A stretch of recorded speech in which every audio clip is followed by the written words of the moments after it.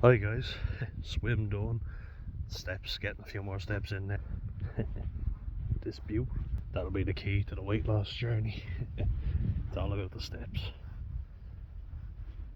When you're losing weight, movement and diet, I think are the two biggest parts, for sure.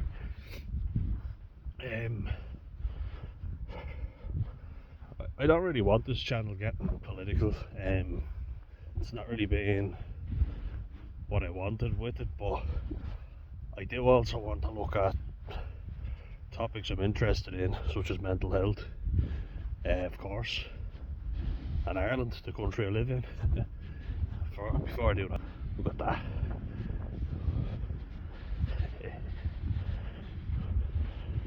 Old Alfie, yeah, and this are good for you. It's good for the soul. It's also my favourite place to record. You know, like, I think it'd be a bit dishonest if I started this channel and made it all political, you know, and it seems like, geez, no matter what you say, you have to be far right or far left. I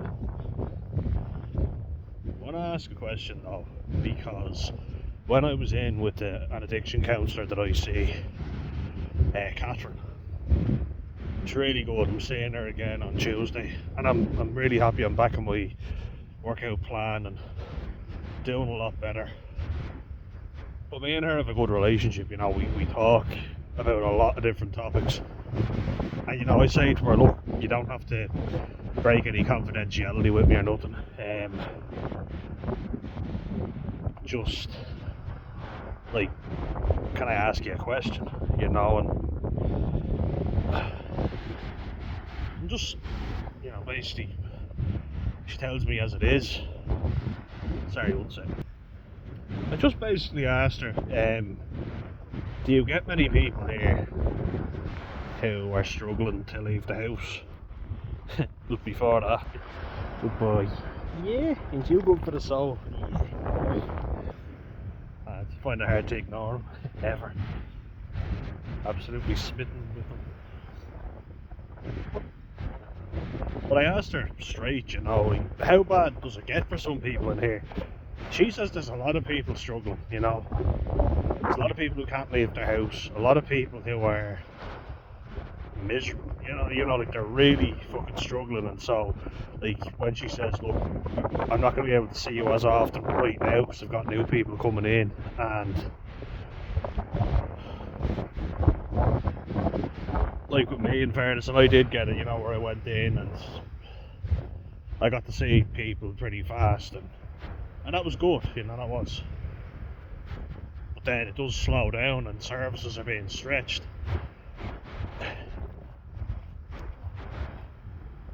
Like, you could say whatever you want.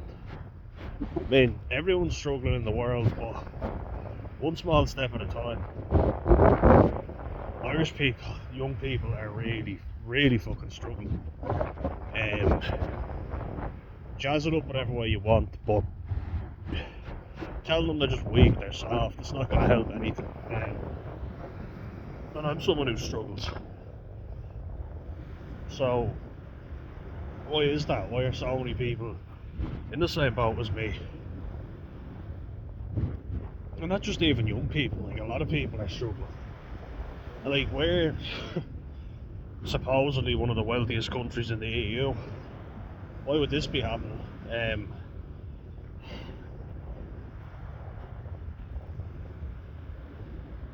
And I think it's because, you know, young people in Ireland feel very invalidated, in particular. As I say, it's not just young people, but I can only speak as a young person in Ireland, and we do feel very invalidated. Boy, yeah, keep going. Good boy.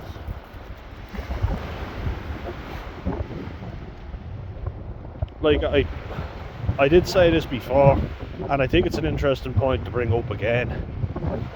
It's that a lecturer that we had, Irish lecturer now, most of them were Irish, but they made observations about when they were abroad, And this lecturer in particular, she was saying to me when I challenged a plagiarism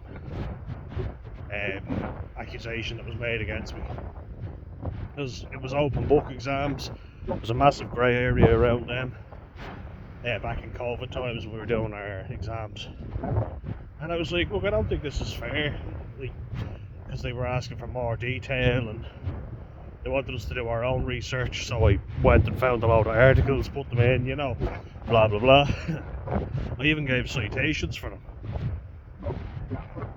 But she said that it was unusual that I challenged it, because she said Irish students usually are very timid, they don't challenge.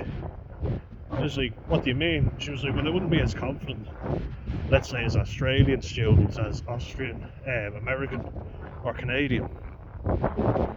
You know, if they had a grade they weren't happy with, they were up complaining. There seemed to be more power to them. And when I was in Vienna, I got a real sense that young people are allowed to expect a good quality of life, you know? Like, there is quite literally affordable student accommodation set up for them, you know, and it's a good idea and it works very well. Vienna is a great city, lovely city, I love it. But that's a nice idea. You know, they do set up things. From what I've seen, and speaking to my cousin who is from Holland, he's from Utrecht,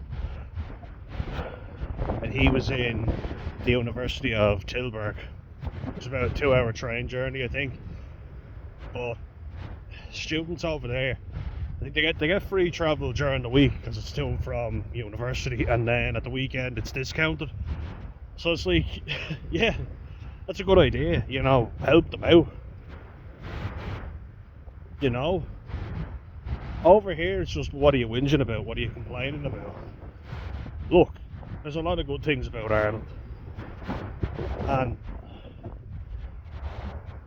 you know, I'm looking at moving abroad, you know, because I want to further my career and want to get something over in Ireland first, just to you know, say I have it and I've gotten a bit of experience, and then I go abroad.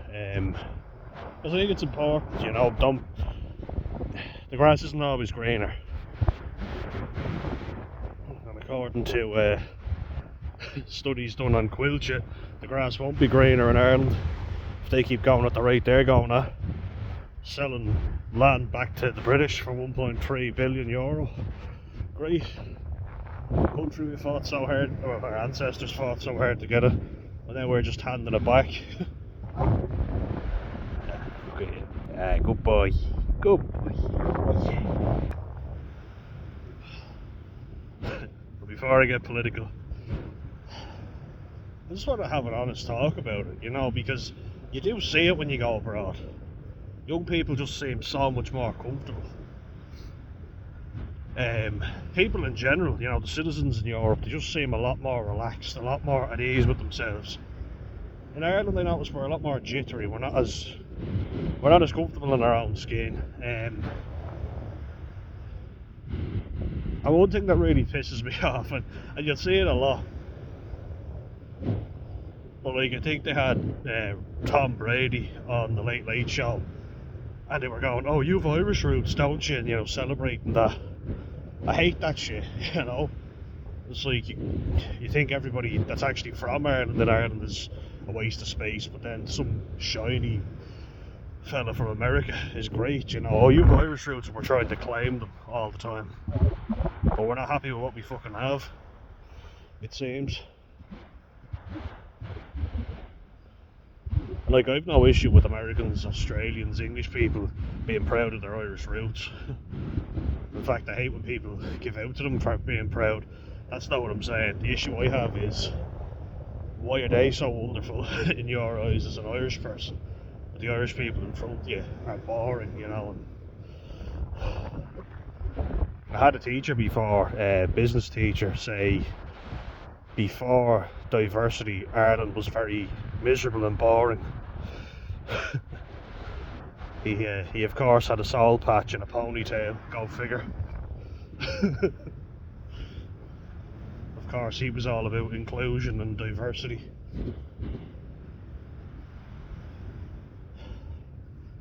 And it is interesting, like, speaking to your parents about old Catholic Ireland, because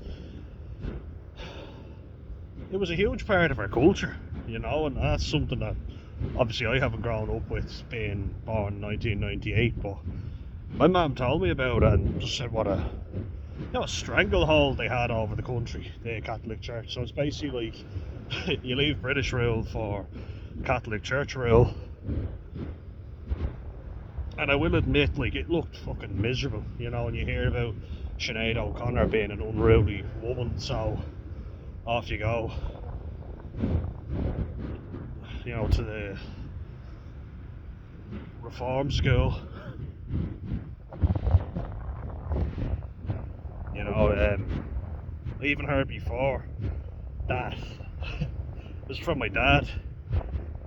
The Christian Brothers would assume that if your homework was done to a decent standard, somebody must have helped you. You know, he was accused of cheating because his homework was actually quite decent. So the Christian Brother slammed his ruler or the meter stick on the desk and went, "Who helped you?" You know. And it was also like, I remember saying it was a series with Sean Bean where he played a priest, Michael Kerrigan or something he was called in it, but he was in Northern England and of Irish Catholic descent, and he was having flashbacks to the Christian Brothers, and the same thing happened. His homework, he did a lot of research and study, and the Christian Brother got up, slammed on the desk and went, "Who helped you, boy?" And I was like, it reminded me exactly of my dad. You know, so like it was quite an oppressive and miserable time. The point I'm getting at is I can understand why people would want to go away from that, because it seemed horrendous. It seemed fucking horrific.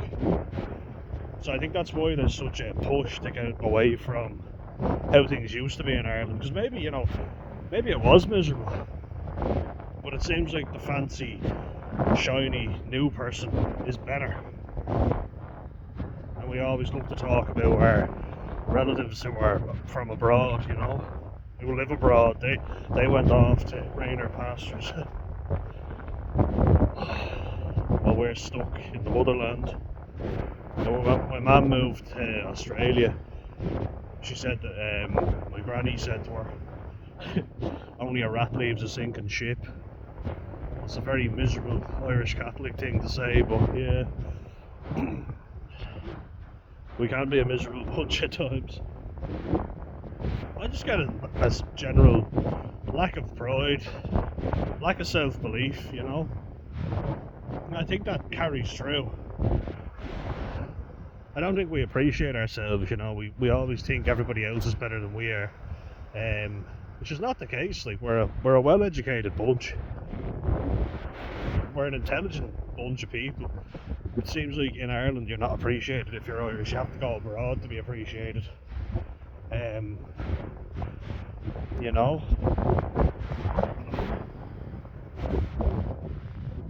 And a lot of people are struggling. Like, that's the reality of it right now. And nobody said things were hunky dory before. You know, like, you look at all this influx of immigrants and refugees, and Ireland seems to be the safe haven for them. And you know, people are saying don't blame immigrants for this crisis, it was here before, and you're like, yeah, we fucking know. I think that's the issue that people are forgetting, is that Ireland has struggled with homelessness, crime, drug addiction, you know, all these things we've been doing quite well in. We're scoring quite high in all the negative statistics. I think we're the cocaine capital of Europe, and if we're not far off, which is a great statistic, isn't it? We're scoring high on all the negative statistics.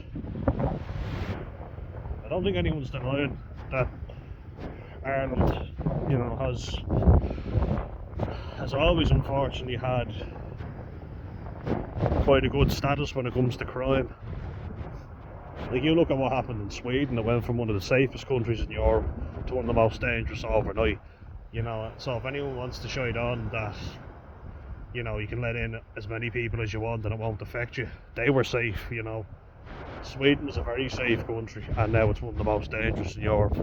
It's got the highest rate of gun violence, because you bring in a lot of people who do not respect the culture, do not acclimatise, and are basically just left to do what they want. And the funny thing is as well, it's not first generation, it's second generation immigrants, which is an interesting one, you know, because I was speaking to my cousin again in Holland. What he was saying was, Moroccans have a very bad name in Holland, but it's not first generation immigrants, it's the second generation. So they moved over from Morocco, and then their kids get into trouble. That's an interesting one, and you see them. Like, I went to school with a lot of North African kids, and you know, some of them I was friends with. I ended up speaking to a lot of them, and we became good mates. But a lot of times we butted heads in school, because they were basically made out to be wonderful, and they're good, religious, pious boys, you know. They love their religion, and they're holier than thou, basically. They're off to the mosques to do their prayer. But a lot of them were not such holy boys. They were robbing people outside the mosque, they were beating up lads, they were going around in groups, threatening people. Very religious, isn't it? Especially to rob people outside your place of worship, where you're supposed to be charitable. So, like, get your head out of your arse, do you know what I mean? But when I actually spoke to a few of these lads, we became good mates, we liked each other. We made an effort, and I smoked weed with a few of them, which always helps.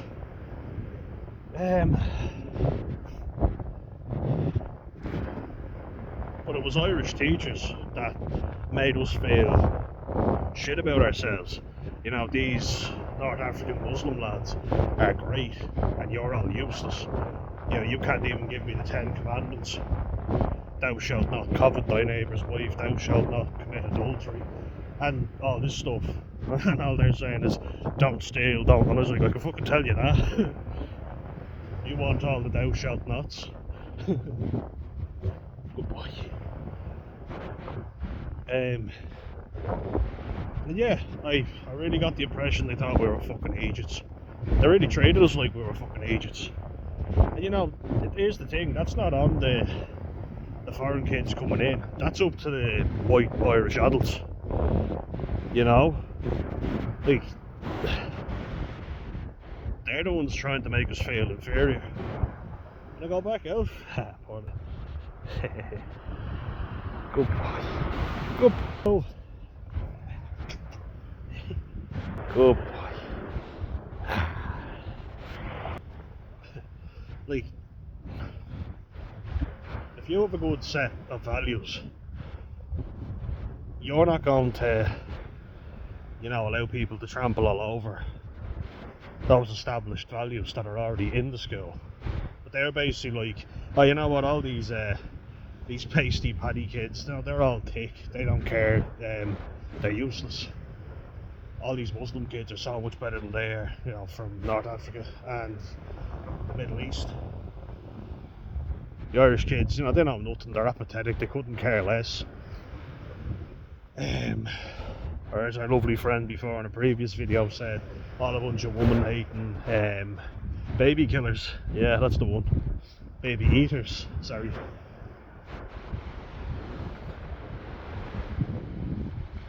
But, you know, I think what everyone fails to do is to have an unbiased debate.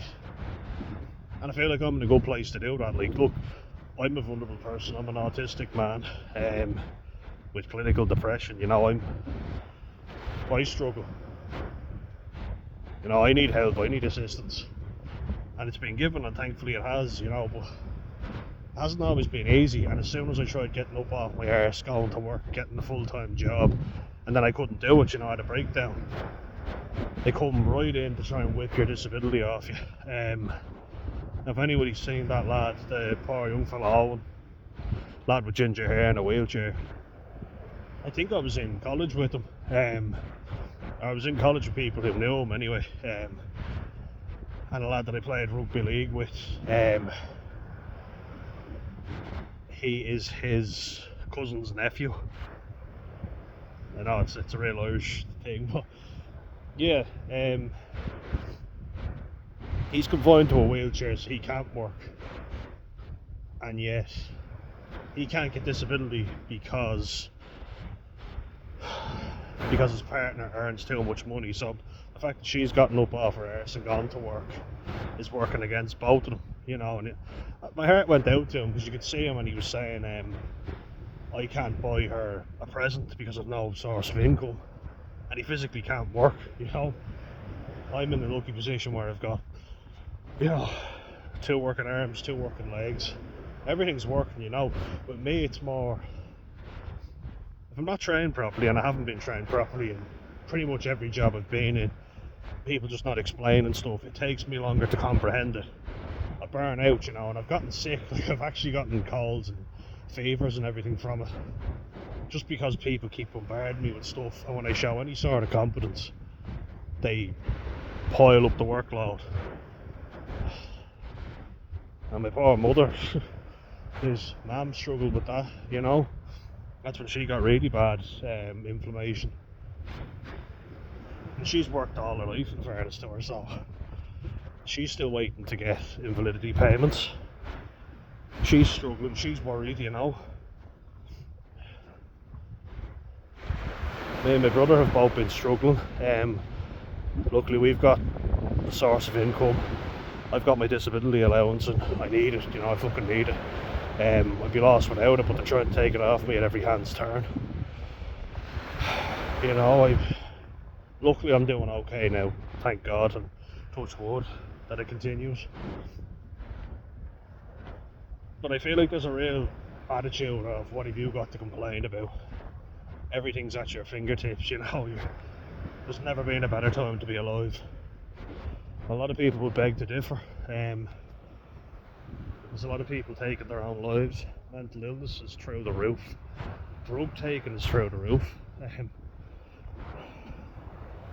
Anyone who can is leaving Ireland, you know. And yet we ranked first, I think, in education. If not in Europe, the world. We're up there anyway in the world, you know.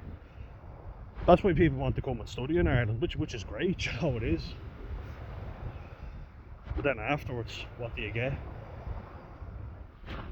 Well, like, looking at my own personal experience, right, so if anyone wants to call me lazy or a scrounger, I volunteered to coach rugby, you know. I've been in Wexford Local Development doing courses. I've been doing up the house for my mum, even though it takes me a while, you know. I struggle with that quite a bit, just to stay focused and to not get overwhelmed. But we got it done, a lot of stuff. Got a lot of things done, thank God, which is great.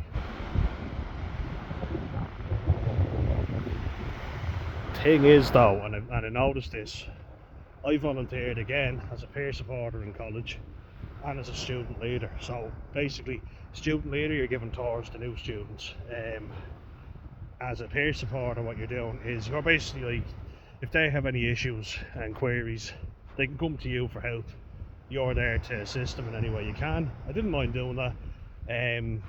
Me and 2 other girls, really nice, you know, we got on well. I met a great group of people in college.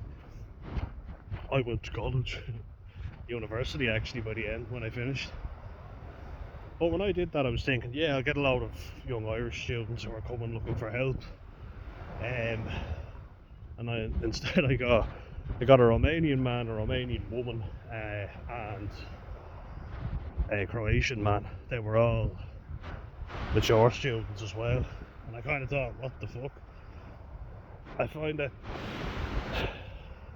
the help was there. A lot of Irish people were clearly struggling, but rather than coming to me and talking about it, they would just drop out instead.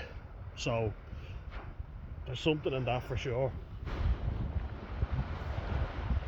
I think maybe it's awkward for them to actually seek help, whereas the Eastern European students were straight in to seek help. I mean, that's what I was there for, so I'm not complaining about that. I'm saying use it, yeah. I'm also making the point that, you know, I've met a lot of people from abroad and I don't have any issue with them, but you have to also understand why people are struggling and they're on waiting lists for doctors. Adding more people, is basically adding fuel to the fire, because the point is not that things were hunky dory in Ireland before they all came over. In fact, quite the opposite. As I say, homelessness, that was an issue. That's always been an issue. We've had record homelessness year upon year, and nothing's being done about it. There's enough homes, it's just that there's not enough people to fill them. There's plenty of people filming them, not filling them. My mind just wanted to say film them. People are filming it, and that's how we know about it. Good channels like Bogtrotter Ireland, and he shows it for what it is. He goes into the worst parts of Dublin and just shows you exactly what's going on.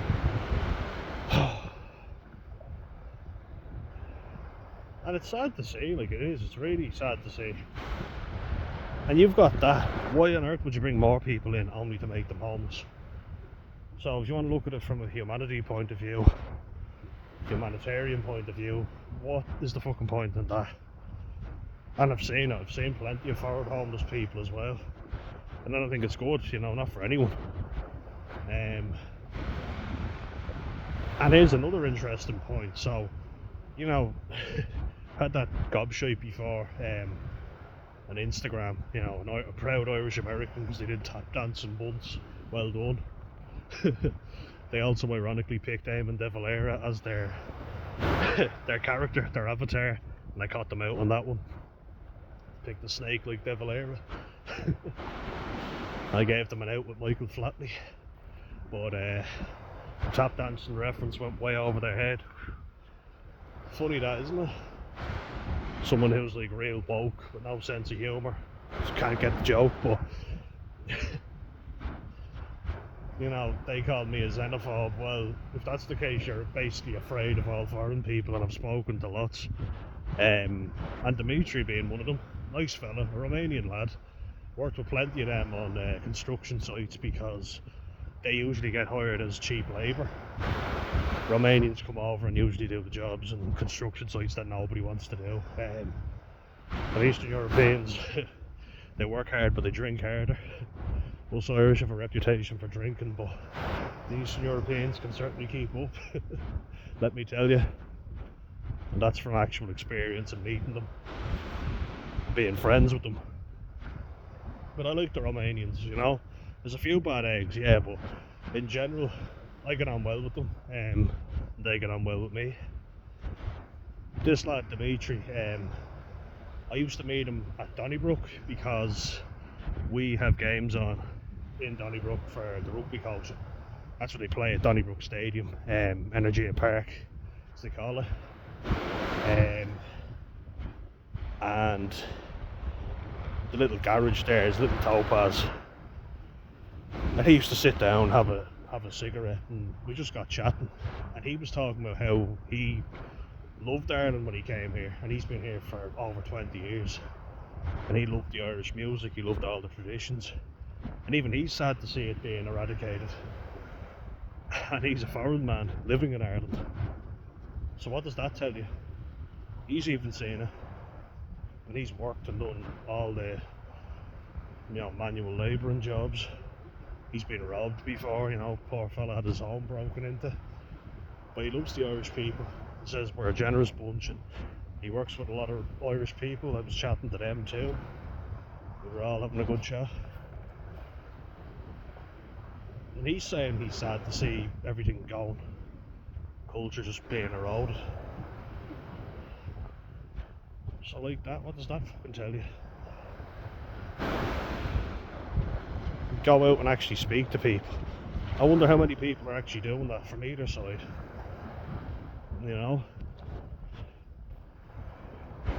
Like if you say you don't think kick every foreigner out of Ireland, then you're woke and far left with a nose ring and bubblegum hair. But then if you say no, not everyone is welcome because not everyone is a genuine refugee, then you're far right thug, with Celtic tattoos, and you have a tricolour in every room of the house. Yeah, I don't see anything wrong with the tricolour. It's being made out to be something evil, but my own mother says it. It's a messy state of affairs right now. It really fucking is. I just think, what have young Irish people got to be proud of? Not much, you know. They don't have a whole lot. And there's a lot of very poor Irish fathers who've just basically neglected their kids, at least from what I've seen. I haven't gotten any solid advice. It's just man up, shut up. There's loads of opportunities. What are you crying about? Suck it up, buttercup, all this shit. All this useless crap, you know? Nothing that actually is of any benefit to you.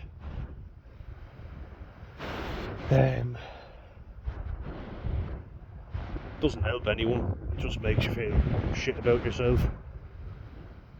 Don't see the point in that. You know? So yeah. What do you think? Why are so many Irish people struggling? Because I see it, you know, like, and that's from speaking to actual people.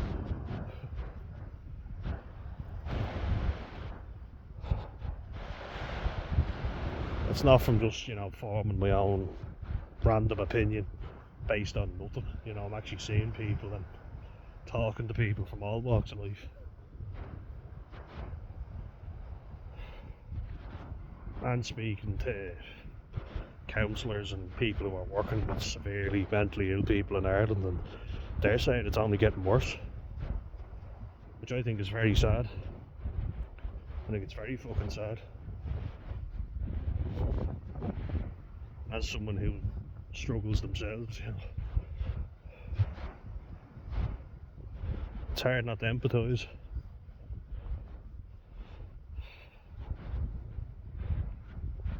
And as I say, I've met people from all backgrounds and cultures. Do you know, when you talk about assimilation, and I was good friends with a Hungarian girl in college, and you know, I haven't had a falling out or nothing. It's just simply we haven't seen each other because living different lives now and whatever. But I got on well with her, you know. Her family invited me over to the house for a barbecue and some palenka. I love palenka, by the way. If any Hungarians are watching, thank you. And pussy pussy. That means kiss kiss. That was a funny conversation. Very funny. Somehow I got on with her dad, who barely speaks a word of English, and you know, she had to do all the translating for them, and they've been in Ireland for over 14 years. All their friends are Hungarian, you know. They don't really meet anyone who isn't Hungarian because they can barely speak English.